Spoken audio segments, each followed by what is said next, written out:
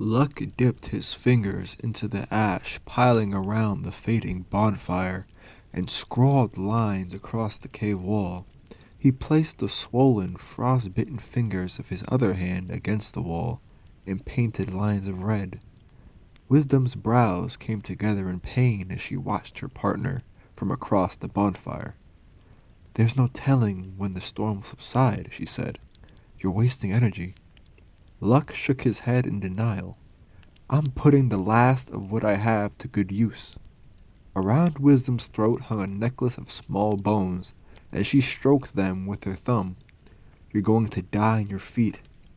"Not before immortalizing our journey in stone," Luck said. "Look." He brushed his knuckles over the dried pigment at the far end of the wall. "This is the beginning. Recognize it?" She ignored him. "At least eat. Get your strength up." She reached into the boar skin pouch slung at her hip and withdrew half a dried mushroom. "Eat." Luck blinked at her. "That's the last of the food. Eat." "You need it more than me," he said, turning back to the wall. "Eat." "Those mushrooms are more than food." She grimaced and placed the mushroom down onto her lap. "Well, they taste like shit." "They're the kind that grows on the underside of buffalo shit. Nasty, sure, but eat enough of them and they'll give you eyes as sharp as mine. Try one and tell me what you see." He gestured to the painting. "That's our war with the tall people," Wisdom said. "I don't need your mushrooms to see that." Luck's chest swelled with pride. "I'll take that as a compliment. Do you know why this moment is where I'm beginning our story? Why it's so important?" She arched her brow. "Important? I don't understand." She shook her head in frustration. "You're delirious, Luck. Just sit." "It wasn't until this battle that the tribe chose to send you, our very best, to hunt for new land to live on, new plants to gather, and new animals to hunt. This moment is what sparked our journey here in the first place. Look here now." Luck moved to the very next image. "Recognize this?" Her chin trembled as she stared at the image. "No." "It's you, Wisdom. It's the moment the villagers chose you to lead us out of the White Mountains." A wave of profound love went through Luck as he took in the image, and despite the pain in his hands, his feet, his stomach, he smiled. "And you chose me to be your partner. Without you, I'd still be down in the village." She angled herself away from Luck in shame. What she was ashamed of, Luck hadn't a clue. "Why do you torment me so?" she asked, voice a quavering whisper. She tugged the bone necklace, rubbing her thumb across it as though evoking its necromantic power. He jerked back. "Torment you? No, my love, I only wish to find the meaning for why we're here." He took 3 steps back and looked upon his unfinished work, scrawled across the cave wall. "If I lay out our journey all at once, maybe I can find the meaning in it. I can bring the past into the present so it'll never be forgotten." "Meaning?" Wisdom said with scorn. "A higher purpose," Luck said.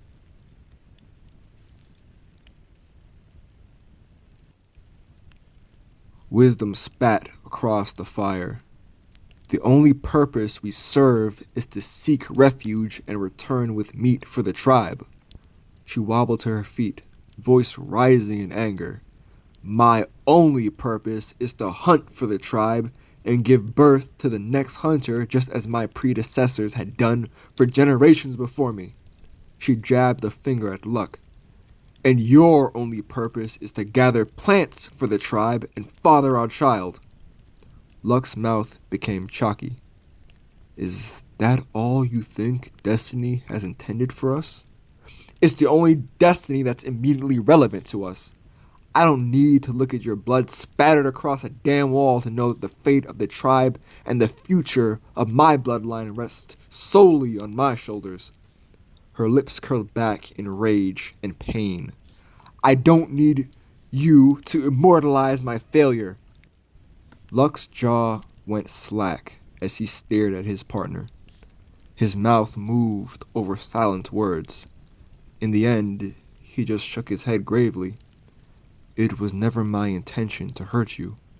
He turned back to the wall, his eyes following the next image. But you haven't failed. She stomped toward him, fists clenched as though intending to knock his brains out. Look at where we are. Get your head out of the past and look at the present. You said it yourself. It was me who chose you. I brought you here, and I've killed us both. I'd rather die here beside you than to die alone and forgotten with the tribe. As soon as he said the words, he felt a weight vanish from his shoulders, one he hadn't realized he'd even been carrying. Wisdom just stared at him, as though she no longer recognized him.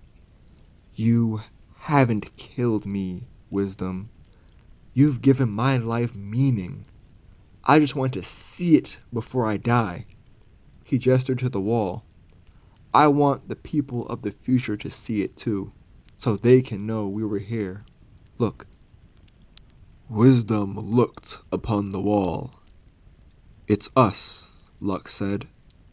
A wave of sorrow struck him, and his voice quavered as he continued. It's the three of us together again. Wisdom's face turned white. She clutched her bone necklace.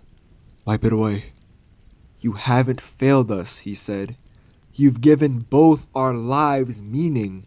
You gave our boy life. Wipe it away. She lunged forward and slapped her hands down onto the painting, intending to smudge it, but the blood had already dried. It would remain plastered onto that stone for eternity. Her and her family's image outliving them by eons. She collapsed against the wall and just stayed there. Her shoulders rose and dropped as though she wept, but no cry came. Luck knew her pride would not allow her to cry in front of him, but he had no such qualms. The world blurred, and Luck put his good arm over his partner's shoulders, resting his cheek against her cheek. You have not failed us, Wisdom. Our boy's life and death are not simply a monument to your failures. His life meant much more than that. She caressed her bone necklace, cooing to it, whispering a lullaby to it. Our lives mean something, my love. This moment, too, means something. Look.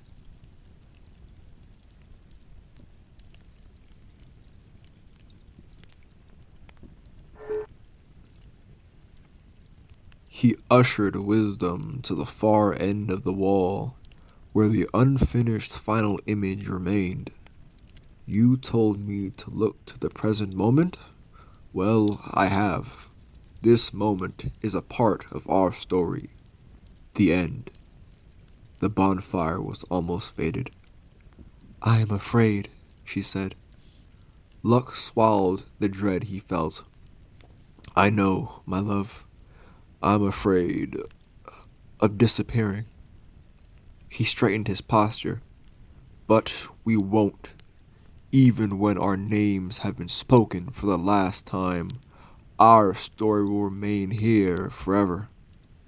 His knees buckled and he collapsed. Wisdom caught him, cradling him like a mother. She brought out the mushroom again and fed it to him. I need you, Wisdom. I need you to help me finish our story. We need to see the whole. He raised his swollen, frost-bitten hand. Most of the skin on his fingers had blackened and sloughed off to expose muscle and bone. Blood covered his palm. He extended that hand toward Wisdom. This is not the story of your failure. All things end, my love, but we will not be forgotten. Take my hand. And the lovers joined hands. Many arrived after them, and even after the ice melted and the world became green, even when their true names were lost to time, they were not forgotten.